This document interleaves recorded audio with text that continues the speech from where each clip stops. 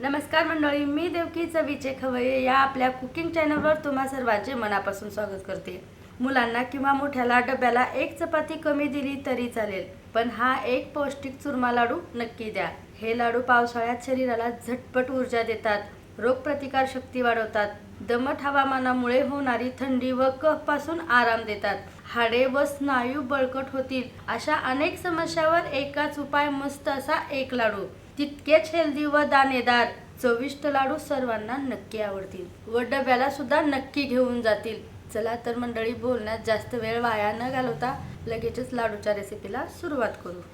तर हे चुरमा लाडू बनवण्यासाठी एक अशी मोठीशी परात घ्यायचा आहे आणि त्यामध्ये आपल्याला 2 वाटी गव्हाचं पीठ घ्यायचं आहे। ही झाली दुसरी वाटी, म्हणजे 2 वाट्या पीठ झालं। पीठ आपल्याला चाळून घ्यायची गरज नाही, कारण कोंड्यामध्ये जास्त प्रमाणात फायबर असतं, म्हणून न चाळता इथे पीठ आपल्याला वापरायचं आहे। ज्या वाटीने पीठ घेतलं त्याच वाटीने इथे बारीक रवा घ्यायचा आहे आणि जाड रवा असेल तर तुम्ही मिक्सरला फिरवून घेतलं तरी चालेल। आता यासोबतच पाव वाटी इथे बेसन वापरायचं आहे, म्हणजेच पूर्ण मेजरमेंट 2 वाटी गव्हाच्या पिठासाठी आपल्याला इथे अर्धी वाटी रवा आणि पाव वाटी बेसन घ्यायचं आहे। आणि इथे गोडाच्या पदार्थाची चव बॅलन्स राहण्यासाठी फक्त आपल्याला 2 चिमूट मीठ घ्यायचं आहे, कारण गव्हाचं पीठ थोडंसं आळणी राहतं, त्यामुळं इथं मीठ जरूर वापरा तुम्ही। आता यासोबतच आपल्याला 3 ते 4 चमचे तूप घ्यायचं आहे। तुपाला गरम न करता घेतलं तरी चालेल। हे झाले 2 चमचे, हे झाले 3 आणि हा झाला 4था चमचा। आणि जर तुम्हाला चमच्यानं तूप वापरायचं नसेल तर आपण जे प्रमाण घेतलंय, म्हणजे ज्या प्रमाणाची वाटी घेतली त्या वाटीनं तुम्ही पाव वाटी तुपाचा इथे वापर करू शकता। आता काय करायचं आहे, या तुपाला आपल्याला असं चोळून चोळून पिठामध्ये एकजीव करून घ्यायचा आहे। चांगल्या प्रकारे पिठाला हे तूप लागलं पाहिजे तसं चोळून घ्यायचं आहे। तर मंडळी, इथे तुम्ही बघू शकताय चांगल्या प्रकारे पिठामध्ये तूप एकजीव झालेला आहे। आता तुम्हाला अंदाजे तूप वापरायचं कसं ते मी तुम्हाला आता इथे सांगते। असं जरा असं पीठ घ्यायचं आहे आपलं एकजीव केलेलं आणि अशी मूठ वळून बघायचं, असं दाबून मूठ वळायची। अशी मूठ वळली ना तर आपलं प्रमाण परफेक्ट आहे असं समजून जायचं। तर आता काय करायचं, आपल्याला या पिठाला आपल्याला मळून घ्यायचं आहे। मग डायरेक्ट यामध्ये थंड पाणी घालायचं नाही, आपल्या हाताला सोसल असं कोमट पाणी करून घ्यायचं आणि थोडं थोडं पाण्याचा वापर करून असं पीठ आपल्याला सैलसर असं पीठ मळून घ्यायचं आहे। तर इथे बघू शकता मंडळी, तुम्ही थोडं थोडं पाणी वापरून सैलसर असं मी पीठ मळून घेतलेले आहे। हे तुम्ही बघू शकता मंडळी, सहज बोट हातमध्ये जाते, म्हणजे आपलं असं सैलसर पीठ आपल्याला मळून घ्यायचं आहे। आता आपल्याला लगेच हे चुरमा लाडू बनवायला घ्यायचे नाहीत, फक्त आपल्याला एक 10 मिनिट या पिठाला असंच भिजत ठेवायचं आहे। पिठाला भिजत ठेवून 10 मिनिट पूर्ण झालेले आहे आणि पीठ थोडंसं वरतून सुकल्यासारखं झालं असेल तर असं चांगल्या प्रकारे मळून घ्यायचं आहे। आणखी असं अनेक वेळ मळून घेतलं ना, पीठ चांगल्या प्रकारे असं मऊसूत होतं।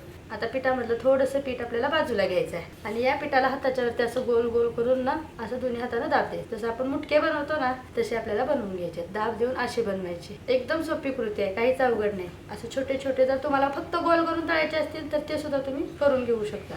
तर मंडळी, हे मुटके तळण्यासाठी मी अगोदरच पॅन मध्ये तेल गरम करून घेतलेली आहे। आता या गरम झालेल्या तेलामध्ये आपल्याला एक एक करून मुटके असे सोडत जायचे आहेत। जितके या पॅन मध्ये बसतात तितकेच मुटके आपल्याला सोडून घ्यायचे आहेत। आणि तेल आपल्याला एकदम असं कडकडीत गरम नाही करायचं आहे, थोडंसं हलकंसं गरम करून घ्यायचं आहे। थोड्या हलक्या बुडबुड्या आल्या पाहिजे तेवढं गरम करायचं आहे आणि एकदम मंद आचेवर आपल्याला हे लाल रंग येईपर्यंत तळून घ्यायचे।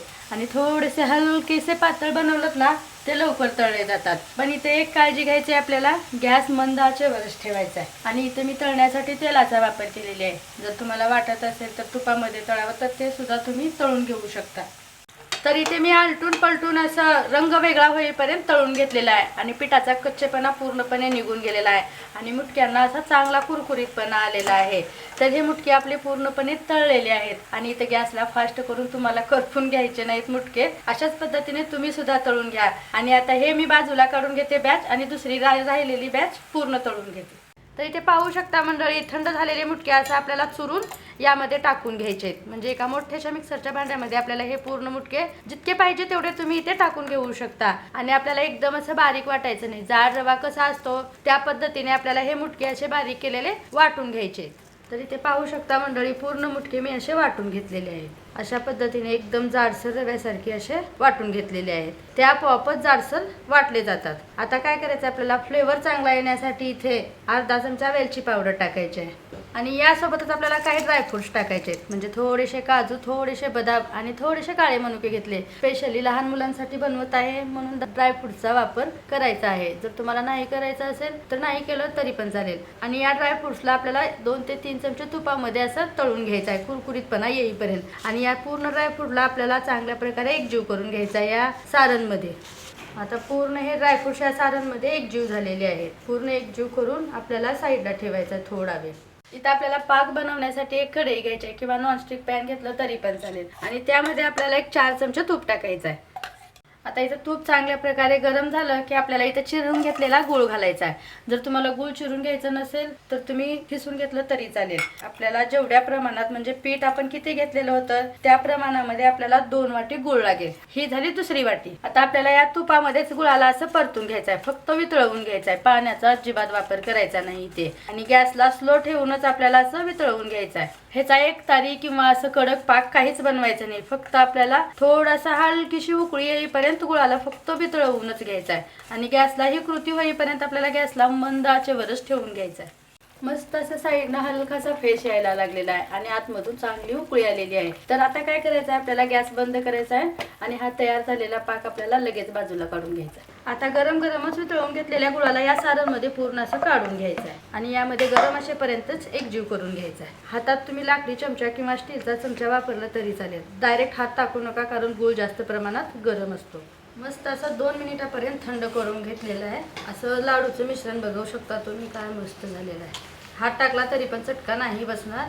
अगदी जर तुम्ही थंड होईपर्यंत लाडू वळलात ना, मस्त असे गोल गरगरीत लाडू वळले जातील. आता आपल्याला थोडंसं सारण असं हातावरती घ्यायचं आणि असं दोन्ही हाताचा दाब देऊन लाडू वळून घ्यायचा. मस्त असा गोल गरगरीत लाडू तयार झालेला आहे. टेन्शन न घेता तुम्ही हे लाडू सहज वळवू शकता एकदम कमी वेळेत. आता काय करायचं आहे, प्रेझेंटेशन चांगलं होण्यासाठी मी इथं थोडीशी खसखस घेतलेली आहे आणि खसखसला असं थोडंसं आपल्याला लाडूला वरतून लावून घ्यायचं आहे. तुम्ही नाही लावलं तरी पण चालेल. तर ह्या दोन्ही हातावरती ठेवून आपल्याला खसखस सगळीकडे पसरवून घ्यायचं आहे. म्हणजे लाडू दिसायला पण सुरेख दिसतो, खाण्यासाठी पण अप्रतिम लागतो. थोडीशी खसखस हलकीशी तव्यावर परतून घेतलेली आहे. अशाच पद्धतीने मी पूर्ण लाडू आता वळून घेते. जितकं मी तुम्हाला सर्व साहित्याचं प्रमाण दाखवले आहे त्या प्रमाणात कमीत कमी तुपाचा वापर करून चुरमा दाणेदार गव्हाच्या पिठाचे लाडू तयार झालेले आहेत. पूर्ण पावसाळा बंद डब्यामध्ये ठेवला तर आरामात टिकतील. अजिबात कुमट वास येणार नाही. पहिल्या वेळेस न फसणारे, पाक न बनवता हे लाडू एकदा बनवा व दररोज एक लाडू खाऊन रोगप्रतिकार शक्ती वाढवा. पाहू शकता मंडळी, मऊसूत व भरपूर दाणेदार झालेले हे चुरमा लाडू जिभेवर ठेवताच नक्की विरघळतील. तर मंडळी, रेसिपी कशी वाटली कमेंट्समध्ये नक्की सांगा आणि चॅनलला सबस्क्राईब करायला अजिबात विसरू नका.